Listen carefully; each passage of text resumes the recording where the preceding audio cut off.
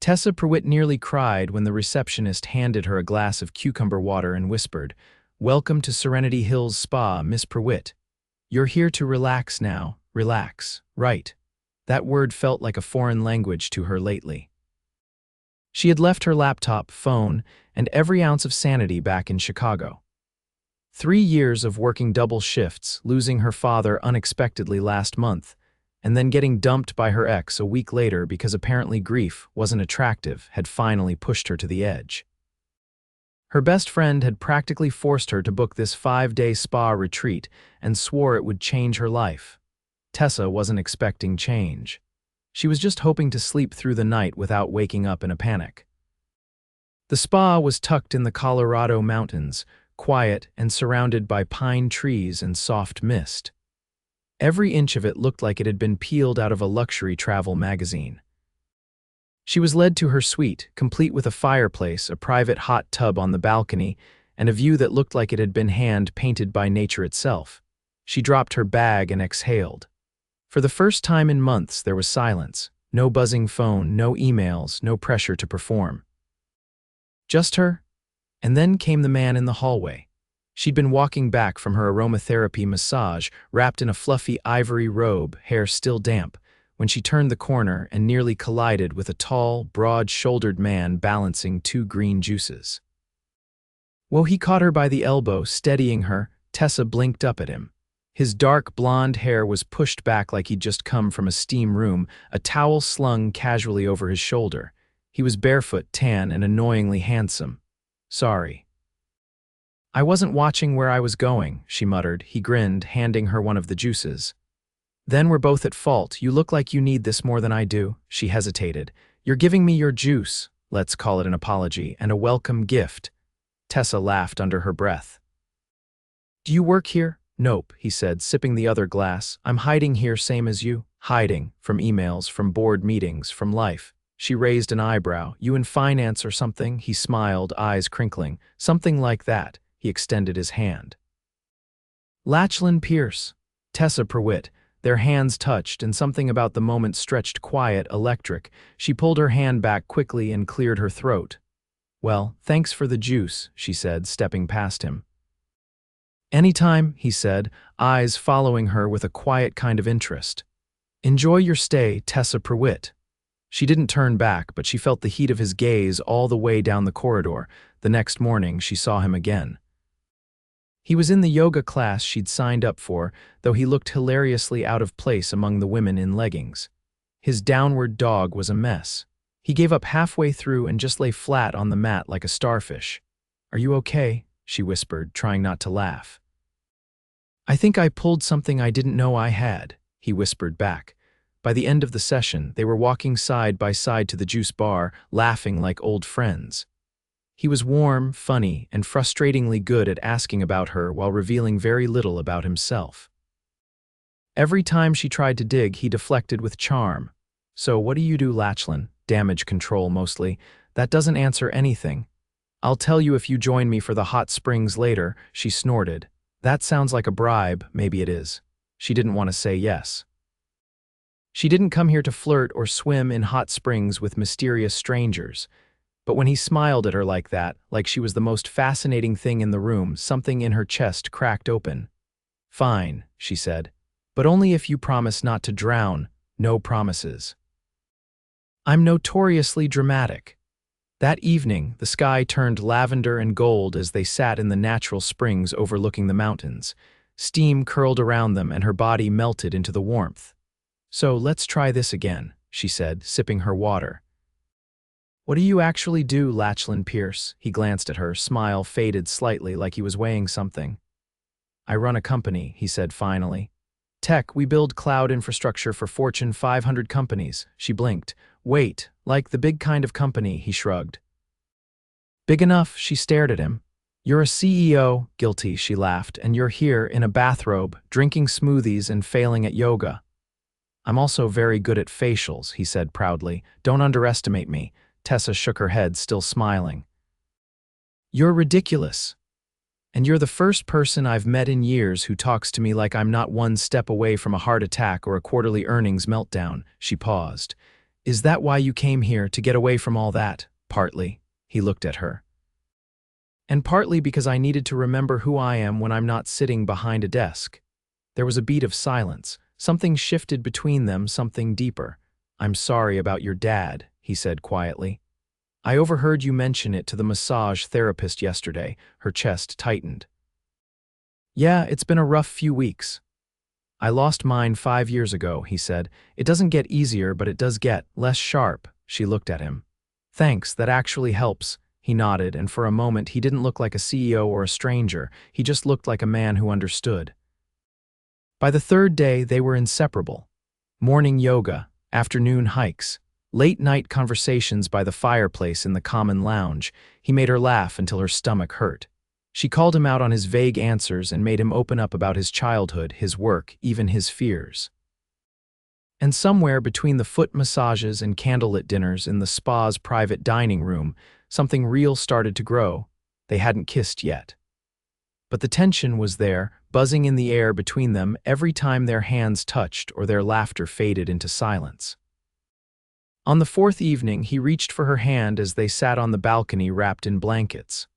I know this sounds crazy, he said, voice low, but I haven't felt like this in a long time. You make me forget the noise. Tessa looked at him, heart thudding. Then let's forget it. Just for now. He leaned in slowly, like he didn't want to rush it, and when their lips finally met, it was soft, warm, and everything she didn't know she'd been needing. She pulled back first, breath caught. Lachlan. I know, he said, eyes locked with hers. This wasn't supposed to happen. But it did, she whispered, and neither of them could look away. Tessa hadn't expected the world to look different after a kiss, but it did. The next morning, the light felt sharper through her window, and the air held a curious weight like the earth had tilted a few degrees. She sat on the padded bench by the giant picture window in her suite, a cup of herbal tea cooling in her hands, her thoughts tangled and restless. She didn't regret it. That wasn't the issue at all. What kept looping in her mind was the way he'd looked at her afterward. Not with uncertainty or heat, but with a quiet intensity that suggested everything had changed, and she wasn't sure she was ready for that. A soft knock at the door startled her. She opened it to find Lachlan standing there, dressed in a navy Henley and dark joggers, a small paper bag in his hand. I brought you something, he said, holding it up. She stepped aside to let him in, curiosity flickering. What is it? Fresh croissants. They bring them in from a little French bakery in Aspen. I asked the kitchen to set one aside. She took the bag, blinking. You bribed the spa kitchen, negotiated, he said. With charm and a promise to fund their new juice bar. She stared at him. You're impossible. He leaned against the wall near the fireplace, crossing his arms. You didn't run away, that's promising. I thought about it, she said, biting into the croissant, but this is really good. I have excellent taste. She sat, watching him for a moment. So what happens now? He didn't flinch. That's up to you. She set the croissant down. I didn't come here looking for anything, I know. I've barely had time to breathe this year. Everything's been falling apart and she stopped, chest tight. I don't know if I have anything to give right now. He didn't look away.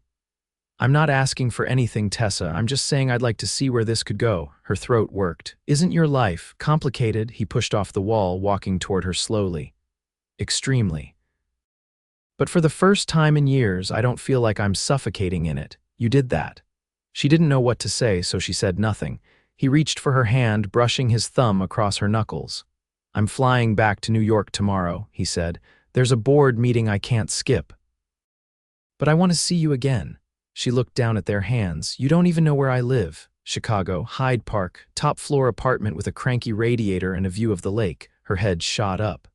How you told me, during that walk after the mud wrap, remember, she had. She hadn't realized he'd listened so carefully. I'll be back in 2 weeks, he said. I'd like to take you to dinner, not here, somewhere real. She hesitated. That's a long time, I'll call, he said, then paused. Actually, I won't. I know you left your phone off. I'll write real letters. I haven't done that since college, but I'll figure it out. She narrowed her eyes. Are you serious? Deadly. She shook her head, laughing despite herself. You're not what I expected. I usually disappoint people by being worse than I appear, he said. I'm glad to finally surprise someone in the other direction. She didn't answer. But when she walked him to the door and closed it behind him, her heart felt like it was no longer made of stone. She stayed an extra day, trying to process everything. And when she checked out, the concierge handed her a white envelope with only her name written in looping ink. Inside was a note. "You said you weren't ready. I can wait. But I'll never pretend this wasn't real."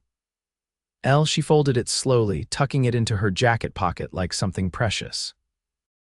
Back in Chicago, life resumed its usual pace. Fast, relentless, sharp-edged. She returned to her job at the art nonprofit where she managed exhibits and funding proposals. Her inbox was overflowing and the coffee machine still sputtered like an angry dragon, but she'd changed. Somehow she carried that mountain air with her, that quiet stillness she found sitting beside him in the hot springs. And then the first letter arrived. It was waiting when she got home one evening. Heavy cream-colored stationery, her name in the same looping ink, inside 3 pages. He told her about the chaos of returning to the city, the disaster of a product launch that nearly derailed their entire quarter, and how he'd thought of her every time he passed a bakery. He didn't flirt. He just talked. Like she was already part of his life. She read it twice, then again. And she wrote back. Over the next 2 weeks, letters passed between them like secrets. She told him about her father's old camera and the rolls of undeveloped film she'd found in his apartment. He told her about the first time he lost a deal and how it taught him more than any success ever had. They didn't talk about the kiss or what came next until he showed up. It was a Thursday, rainy. She was locking up the gallery after a donor lunch, heels slung over one shoulder, hair frizzing in the damp when she saw the black car idling across the street. The back door opened. And there he was, drier than she was, in a dark coat, holding a single white rose. "I was going to wait until tomorrow," Lachlan said, stepping onto the sidewalk, "but the weather was too perfect." She stared at him, stunned. "You flew here?" "Technically, I landed 3 hours ago. I've been circling this block trying to work up the nerve." "For what?" He reached for her hand. "To ask you to dinner, and maybe to kiss you again, but I'll start with dinner." She laughed, breath catching. "You're insane." "Most people in my life think so." She looked up at him, rain misting across her cheeks. "I kept your letters." "I kept yours too." She didn't answer, just reached up, threading her fingers through his. "I'm starving," she said. "And I have exactly 1 dry pair of shoes." "Then let's find somewhere to ruin them." They walked off into the downpour, and for the first time in a long time, Tessa didn't feel like she was running from anything. The restaurant Lachlan had picked was tucked beneath a brownstone in Lincoln Park, barely marked from the street. He held the door open as she stepped inside, where the scent of roasted garlic and citrus hung in the air. The host greeted him by name and whisked them past the other tables to a secluded booth near the window, where candles flickered against the glass. Tessa slid into the velvet seat across from him, her coat still damp around the edges. She looked around, brows lifting. "You've been here before." "Twice," he said, unfolding his napkin. "Once for business. Once when I needed to disappear for a few hours. They don't ask questions here." She glanced at the low lighting, the jazz murmuring from unseen speakers. "I'd believe it." "This place feels like a secret." He didn't answer right away. Instead, he reached across the table, brushing his fingers lightly over hers. "I missed you." Tessa's breath caught, not because of the words, but because of how simply he said them. No pretense, no caveats. "I missed you too," she said softly. A server appeared and they ordered without looking at menus. He asked for saffron risotto and a bottle of red from Tuscany. She chose grilled sea bass. When the server disappeared, silence stretched between them, comfortable this time. "So," Lachlan said, sitting back, "what would happen if you took a month off work?" She blinked. "I'd be fired." "You're that indispensable?" "No, but we're a small team. I manage most of the grant writing and logistics. If I disappeared for 4 weeks, things would unravel." He studied her. "Then what if you delegated?" Her eyebrows rose. "You think I have time to train someone?" "I think you don't have time not to." She tilted her head, curiosity blooming. "Why are you asking?" "Because I'm going to Paris in a month. There's a tech conference, but I'm only going for the first 2 days. After that, I thought I might stay, walk the city, breathe a little, and maybe convince someone to come with me." Tessa stared at him, stunned. I can't just drop everything and fly to France. You wouldn't be dropping everything, you'd be choosing something. She reached for her glass of water, fingers tightening around it.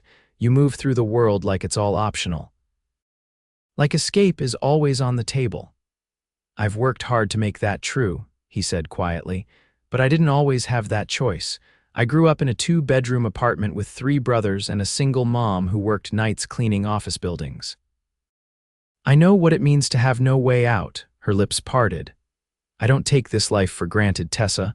I just don't believe waiting until we're falling apart is the only time we're allowed to rest. She looked down at her hands. I wouldn't know what to do with that kind of freedom. I think you'd be brilliant at it. Their food arrived, and for a few moments they focused on eating. The risotto smelled of saffron and butter, the sea bass flaky and bright with lemon. The silence wasn't tense, just full of things unsaid. As the plates were cleared, Tessa leaned forward. What happened to your father? Lachlan's shoulders shifted, but he didn't look away. He had a stroke. Sudden, he was only 60. I was in Tokyo when it happened. By the time I got back, he was already gone. She didn't speak, just listened. We weren't close, not really. He worked all the time, but when he died, it felt like a part of the foundation cracked, like everything I'd been building stood on something I never noticed until it was gone. Tessa reached for his hand, threading her fingers through his. I know that feeling. I think that's why I noticed you, he said. You were quiet but not empty, like you were carrying something I recognized. She looked at him, heart unsteady. You saw all that in 3 days. I saw enough. They left the restaurant just after 9. The rain had stopped, but the streets glistened under the streetlights, reflections shimmering like oil slicks. He didn't call for the car, instead he offered his arm and they walked. As they passed an old bookstore, he paused. You read poetry, she glanced up at him. Not since college. He nodded once, then led her inside. The shop was narrow and smelled of paper and ink. The owner nodded as they entered but didn't interrupt. Lachlan guided her to a shelf near the back and pulled down a thin volume bound in navy cloth. He handed it to her. Page 42. She opened it, fingers brushing the delicate paper. Her eyes scanned the lines. It's about beginnings, she said. It's about second chances. She looked up at him. He leaned in, voice low. I never wanted someone to be part of my escape before. But with you, it doesn't feel like running. Tessa closed the book and held it to her chest. Can I keep this? I already paid for it. She laughed and he stepped closer, not rushing, just closing the space between them like it was the most natural thing in the world. He kissed her then. Not like at the spa where everything was tentative and new. This was deeper, certain, the kind of kiss that didn't ask for permission because the answer was already written in the air. When they broke apart, she rested her forehead against his. I'm scared of this. I know, he whispered. Not because of you, because it feels like it matters. He pulled her closer. That's the best kind of fear. She didn't speak. Just held on to him as the rain began to fall again, light and steady, washing the city clean. Tessa stood barefoot on the cool tiles of her apartment balcony, the early morning light softening the outline of the lake beyond. Her fingers traced the rim of the coffee mug in her hands, steam curling upward into the spring air. Inside, her suitcase sat by the door, half-zipped, a crimson scarf dangling from the edge like a question mark. In 2 days, she was getting on a plane to Paris with Lachlan. The thought still made her heart stutter. She hadn't said yes right away. After that night in the bookstore, they'd spent 3 more days together in Chicago, quiet dinners, long walks, and one afternoon where she took him to her favorite corner of the Art Institute and watched his face as he stared at the Rothko in silence for 10 straight minutes. He never pushed. Never pressed. He simply showed up, consistent and calm, and let her find her own footing, and she had. Tessa turned as her phone buzzed from the kitchen counter, a message from her assistant at the nonprofit. Everything was moving smoothly in her absence. The team she'd trained had stepped up. The grant deadlines were being met. The world hadn't collapsed without her. It was the first time she'd ever stepped back and it hadn't fallen apart. She wandered back inside, pulled the zipper closed on her suitcase, and bent to tuck the scarf inside. A knock sounded at the door before she could stand. She opened it and felt her breath catch. Lachlan stood there, a single passport holder in his hand, dressed in a charcoal sweater and dark jeans. His hair was still damp from the wind outside, and his eyes, always steady, held something different this morning. "I brought you something," he said, holding out the passport. She took it carefully, opening the leather flap. Her own passport sat inside, but something else was tucked into the left side. A boarding pass, first class, flight to Paris, her seat next to his. "You already checked me in?" she asked, brows lifting. "I figured I had a 50-50 chance." She looked up at him.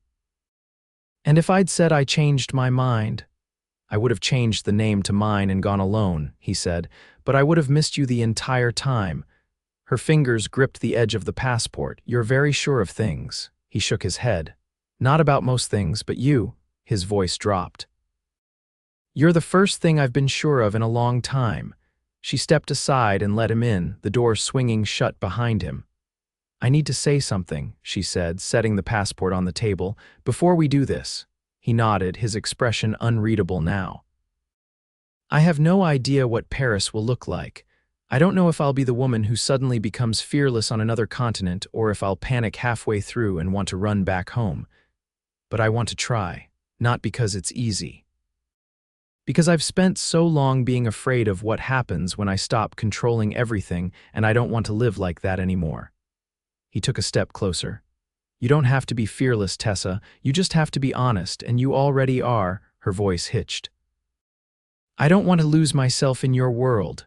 "Then don't," he said softly. "Build your own inside it." Her throat tightened. "I don't know how. I'll help you figure it out." The words landed like a promise.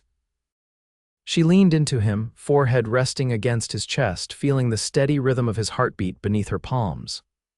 "I haven't even packed my shoes yet," she muttered. "I already bought you some," he said. "They'll be waiting in the suite."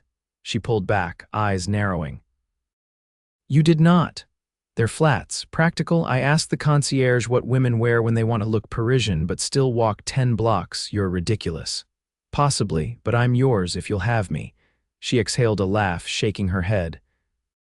"You really don't hold back, do you?" "Not when I know what I want." She reached for his hand, their fingers lacing easily now. "Then let's go find out what happens when I stop holding back too." 2 days later, the suite at the Hotel de Crillon glowed with late afternoon light. The windows opened onto the Place de la Concorde, and the faint sound of fountains drifted in with the breeze.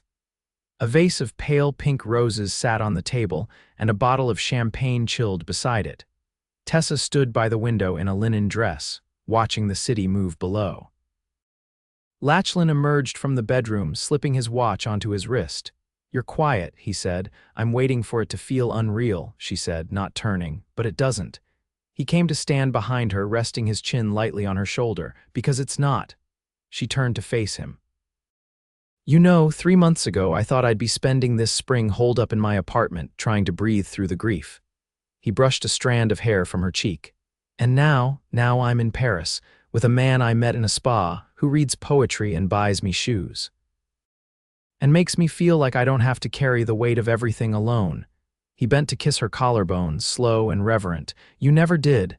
She touched his jaw, tracing the edge of his cheek with her thumb. "Do you really think this can work?" she asked. "Once we go back? Once the city and the spa and all this beauty fades?" He looked at her with unwavering certainty. "I think we both know exactly who we are now, and I think that's the part that doesn't fade." She nodded slowly, a small, genuine smile breaking across her face.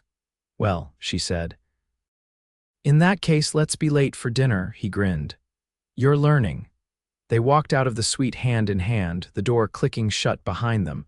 The hallway ahead was golden with light, and the sound of the city pulsed below like a heartbeat. And for the first time in a very long time, neither of them looked back. The Paris morning was cool and golden as Tessa stood in front of the mirror, adjusting the silk tie at the waist of her pale blue dress. The suite was quiet except for the faint hum of traffic below and the distant clink of silverware from the breakfast tray Lachlan had ordered hours ago. She hadn't touched the croissants, not from nerves but because she couldn't stop smiling. Today mattered. She stepped into the sitting room where Lachlan was fastening the last button on his dress shirt. The navy suit he wore was impeccably tailored, but it wasn't what caught her breath, it was the way he looked at her when he saw her.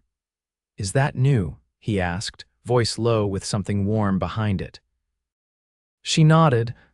I found it yesterday at that little boutique on Rue du Bac. The one where the owner scolded you for touching the mannequins. She was terrifying. She was 80. She had a cane and a stare that could strip paint. Tessa laughed, crossing the room to pick up the envelope resting on the coffee table. She held it out to him. You never opened this. Lachlan took it, running his thumb across the seal. I wanted to wait until today. She watched him break the flap and remove the card inside.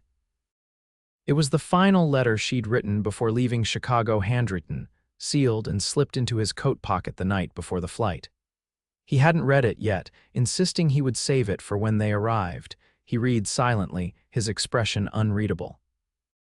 Then he folded the card and looked at her with something reverent in his gaze. You still want this? He asked. I wouldn't be standing here if I didn't. He reached for her hand, kissed her palm. Then let's go make it official. The driver was waiting at the curb. As the car pulled away from the hotel, Tessa leaned her head on Lachlan's shoulder, watching the rooftops blur past. The Seine sparkled in the early light, and the city felt like it was holding its breath for them. They arrived at the Mairie just past 10. The building was small and elegant, tucked into a quiet arrondissement. The ceremony was private, just the two of them, a translator and a pair of witnesses arranged by the concierge at the hotel. No photographers, no guests, just them. When the official asked if she would take this man as her husband, Tessa didn't hesitate. I do. And when Lachlan turned to her, his voice didn't waver. I will spend my life making sure you always feel seen, even in silence. I do. They signed the papers. The rings were slipped on. And when the official pronounced them husband and wife, Lachlan kissed her like they had all the time in the world. Afterward, they walked through the Jardin des Tuileries, hand in hand, her heels in the other.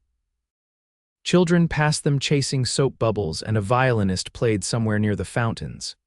Do you remember what I said when we met? Lachlan asked. You said you were hiding, he nodded. And you? I was unraveling. He stopped walking and turned to her, brushing a curl from her cheek. We're not hiding anymore. No, she said, eyes shining. We're choosing. Later that evening, they dined on a private terrace overlooking the Eiffel Tower. The chef had prepared a tasting menu just for them. Each course was more beautiful than the last, but they barely noticed the food. They were too busy laughing, touching hands, whispering things only newlyweds would ever say. As dusk fell and the tower began to sparkle, Lachlan lifted his glass. To the woman who reminded me I'm more than a title. Tessa clinked her glass to his. And to the man who taught me freedom doesn't mean letting go of everything, just the right things. That night in their suite, he pulled her close beneath the canopy of the bed. We'll go home tomorrow, she said. He nodded. But not to the life we had before. No, she whispered. To the one we're building now. He kissed her, slow and deep, and for the rest of the night, neither of them said another word. 6 months later, sunlight streamed through the tall windows of their apartment overlooking Central Park. The walls were lined with art from Tessa's nonprofit pieces she'd helped curate, now on loan from private collectors. The air smelled of fresh coffee and the magnolias Lachlan always brought home from the flower market on Fridays. He stood at the counter in a crisp white shirt, sleeves rolled, flipping pancakes while Tessa arranged strawberries on a plate beside him. I have a meeting at 11, he said, but I told them I'd be late. She raised an eyebrow. You told your board you'd be late because of pancakes. Because it's our 6-month anniversary, he corrected. And because I like watching you steal strawberries. She grinned, popped one in her mouth, and leaned across the counter to kiss him. Still ridiculous. Still yours, he said against her lips. Her phone buzzed from the other room. She glanced at it, then set it down without checking. Was it important? He asked. Not more than this. Later, they curled up on the couch, coffee mugs warm in their hands, the city humming quietly outside. Lachlan rested his chin on her head, his hand tracing slow circles on her back. I've been thinking, he said. Dangerous, he chuckled. We should buy that building on Lake Shore Drive, the one you said would make a perfect community arts center. Her head lifted. You're serious? I already made the first call. All they need is a proposal and a dream. She stared at him, heart pounding. You do that, for you. In a heartbeat? And when she kissed him, it wasn't because he was a millionaire or because he could make things happen with a phone call. It was because he'd seen her when she was broken, when she was afraid, and when she was finally ready to be whole, and he'd loved her through all of it. They never went back to who they were before because they didn't need to. They'd found something better together, always.